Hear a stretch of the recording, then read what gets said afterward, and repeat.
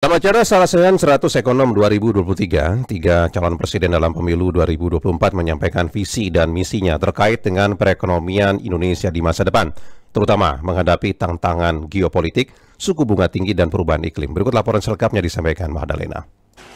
Bagaimana menjaga perekonomian Indonesia dari gejolak global menjadi isu penting saat ini melihat tantangannya yang tidak mudah. Para calon presiden yang akan bertarung dalam pemilu tahun depan harus membuat terobosan yang dapat menjaga daya tahan perekonomian domestik dari ancaman krisis global.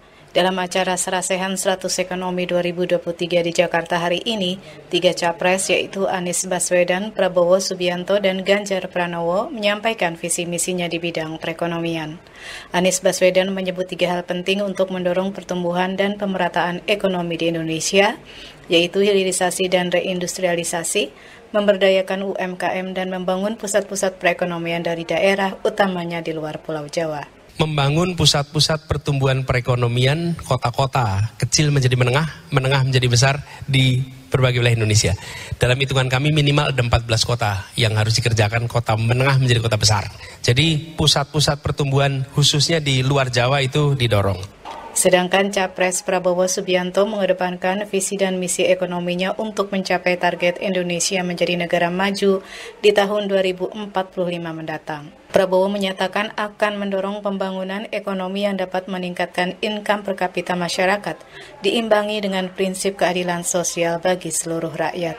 Penerimaan kita per kapita sekarang di 4.580, kita berharap menjadi high income country 30.000, tapi tidak hanya per kapita kita ingin ada keadilan sosial. Jadi kadang-kadang per kapita income tidak mencerminkan kondisi keadilan. Jadi kita butuh tidak hanya meningkatkan tapi melakukan pemerataan. Sementara itu, Capres Ganjar Pranowo mengedepankan visi dan misinya berupa akselerasi menuju Indonesia yang unggul melalui percepatan ekonomi. Ganjar menekankan pentingnya pembangunan sumber daya manusia yang berkualitas, serta mendorong potensi ekonomi Indonesia dengan memperkuat sektor industri, mendorong pengembangan ekonomi biru, dan transisi hijau. Kami menyebut sebagai new economy untuk membuka market dan kesempatan baru, ada green, blue, dan digital.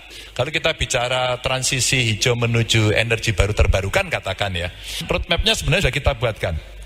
Skenario yang paling moderat ini. Jadi mulai air, geothermal kita punya banyak sekali, matahari, turah-turah, kemudian angin dan seterusnya. Potensi lapangan kerja terserap dari EBT 3,7, bahwa SDM-nya mesti kita siapkan. Jadi bisa masuk. Ini jenis baru yang akan dilakukan. Pada kesempatan yang sama, Direktur Eksekutif Lembaga Kajian Ekonomi Indef Tauhid Ahmad mengatakan, untuk menjaga daya tahan ekonomi Indonesia ke depan perlu terobosan baik dari sisi fiskal maupun moneter. Pertumbuhan ekonomi harus dibarengi peningkatan kualitasnya ditandai dengan menurunnya angka kemiskinan, menurunnya pengangguran, serta ketimpangan. Magdalena Krisnawati, Pro 3 RRI.